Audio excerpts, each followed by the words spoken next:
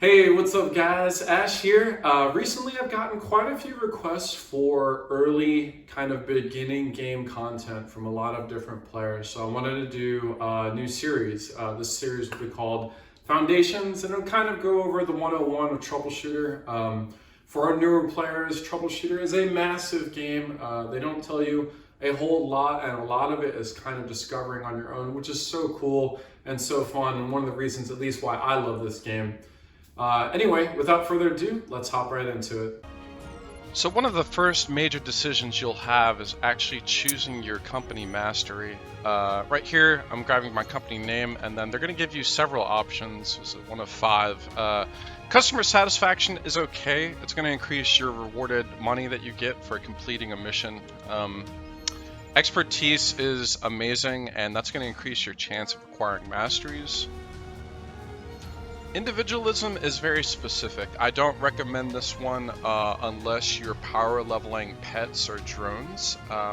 You'll get plenty of experience just from playing through the normal game, so this really isn't necessary.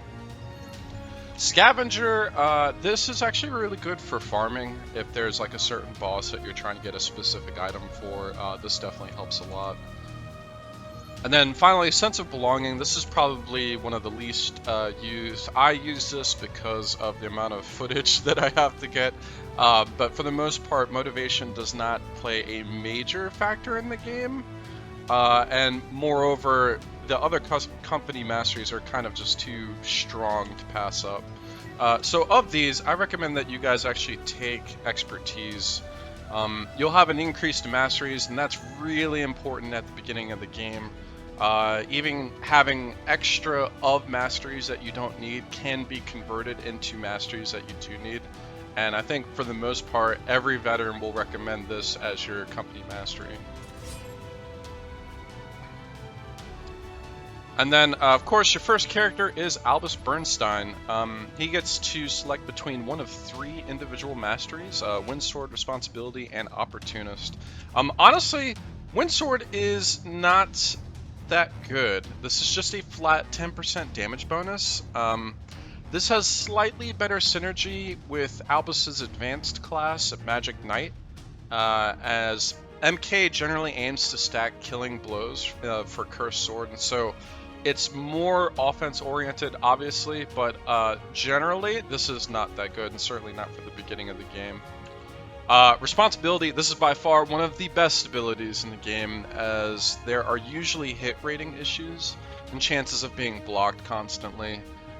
In my opinion, towards endgame, you shouldn't have hit rate or block rate issues with Albus, and so this is primarily an early to mid-game individual mastery. And then finally, Opportunist. This is probably Albus's best individual mastery, and I recommend switching from Responsibility to this from about mid-game into the end game. Also important to note, this has much better synergy on Albus's Great Swordsman class, because Sword of Protection kind of pushes you towards a higher block rate, like getting Defensive Choice, whereas Magic Knight tends to simply have really high damage reduction instead of having a high dodge or block. And then the second character you guys will get will be Scion Bloodwalker. Scion's actually, you get him pretty early, so I kind of, this is kind of the beginning of your team, and I wanted to go over his individual masteries as well. In the beginning, he basically starts as a DPS class, like a mage. So I would try and keep that in mind when you're selecting these masteries if you don't know too much about them. But for his first individual mastery, Cheerfulness, this is actually really good in the early game. Cheerfulness is actually going to increase your SP regularly, as you'll pretty much always be engaged in battle. He also needs the Vigor. Vigor is a massive part of the early game, and this really is amazing in the beginning, but this individual mastery tends to drop off towards endgame, as you get much more powerful options for SP and kind of a massive Vigor pool. His next one, Hungry Wolf, this is an excellent defensive mastery. This is designed for players that think, like if you're a Fire Emblem player, and if you lose a character, that's it, the map is over, you're restarting. This is probably going to be the mastery for you. This has bonus synergy with Black Mage, as it tends to have terrible defenses. Black Mage is Scion's advanced class, and so having a free revive to fall back on is really amazing. And then, you know, the occasional eating a snack for like a regen is pretty good too. And then finally, Bloodwalker. This is one of the most powerful abilities in the game, but only activated when Scion's health goes below 33%. Once it's actually activated, though, he'll get insane amounts of stats and even lifesteal for killing units. Amazing vigor recovery, boosted speed, and this actually lasts 5 turns, which is pretty insane. I actually recommend all 3 of these in the beginning, but I would say if you had to pick one for a newer player, Cheerfulness would be ideal for sure. Just because of the amount of vigor that you'll get, but I'll be taking Bloodwalker because I like Bloodwalker, and that's just me. So this is kind of the first scenario that you get to control Scion with, and basically you'll be recruiting him in this mission, and I'll do my best to kind of just skip over the dialogue so there's no spoilers here, but we're going to go over and basically recruit Scion over here, and once we do, I wanted to show you guys the action time board. So over here on the right, this is basically how Troubleshooter resolves turn order. And so at the top goes first, and then so on and so forth. So the police are already ready with their turns. And then at 78 action time, Albus will go again. And then at 83, 88, and 90 action time, some of the enemies will go, and then Scion at 100, probably because he just did an attack.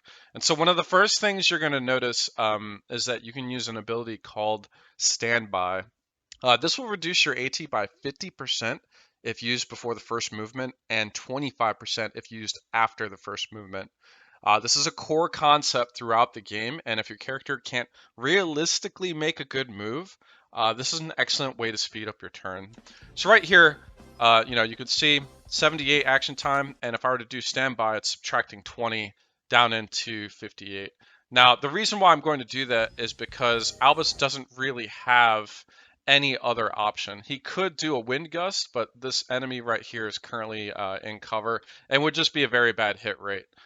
So, he can't melee anybody, as you can see by his second action point, and so it's much better to just stand by to reduce the amount of action time. And, this amount of action time adds up as the fight goes in. Next, you can actually send the police home if you don't want them there. If this is your first time playing through, I do recommend you use them, as they're very useful. Try and soften units up and then have your characters kill for the experience and item and mastery gain and whatnot. But in case you wanted to send them home, Control 6 will send a single unit home, and then Control Shift 6 will send all police home. And again, I don't recommend you do this in your first playthrough, but if you're comfortable with it, go for it. Next, we're going to just do some basic combat, and the next thing that we're going to go over is Still Stance. So Scion's going to get attacked here. They're going to go out of their way to attack him. The Butcher's going to come over as well. And so Still Stance is, you'll be gifted with this at the beginning of your turn, and this will give you a bonus 20% hit chance if you decide not to move and go straight for an action.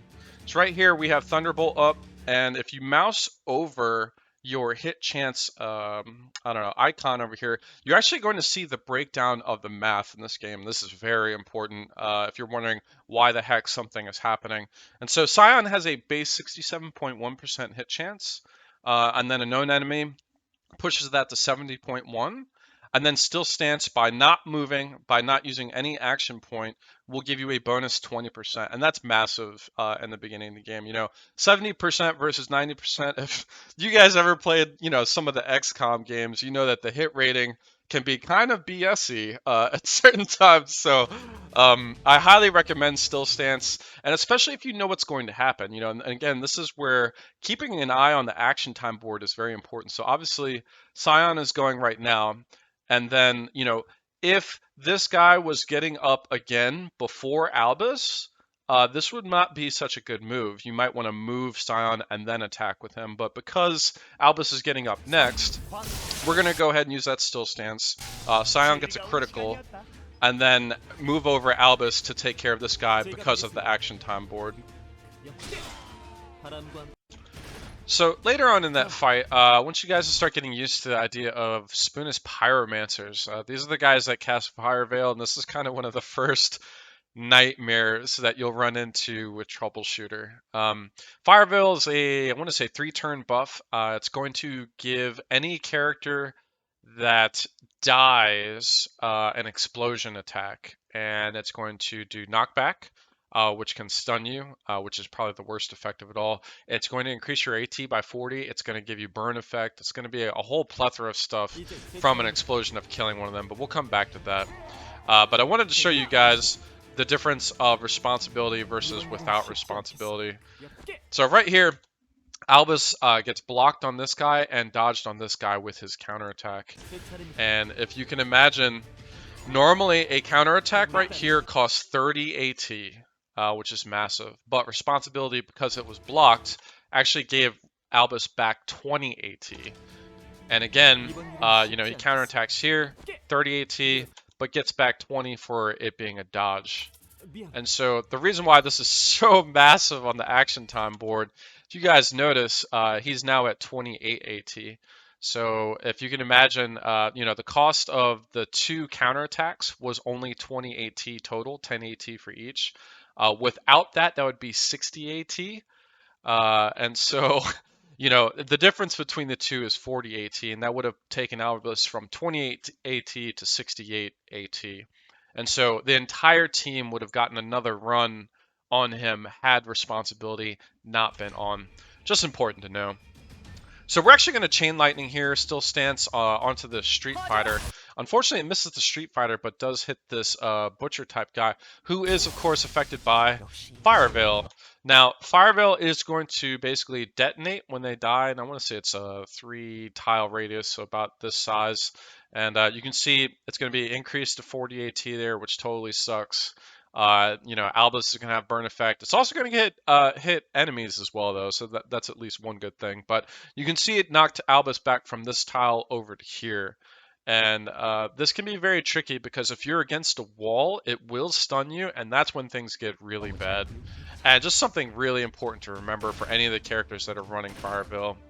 But right here, so we have a criminal shooter, and he's taken cover by these EV chargers. And another major core concept of the game is dealing with the environmental effects. So he's in between basically 3 EV chargers, and for those that are unaware, of course, you can destroy these in game. They will detonate, they will do damage, and even if they don't kill, this is kind of early game where they do kill, but if they don't kill, they will do knockback, they will stun, they will be 40 AT, just the same as the explosion that you saw from Fire Veil.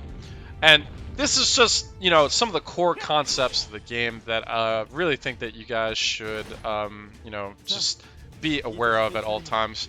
Anyway, that's it for this first volume of Foundations. Hopefully you guys enjoyed it, and until next time.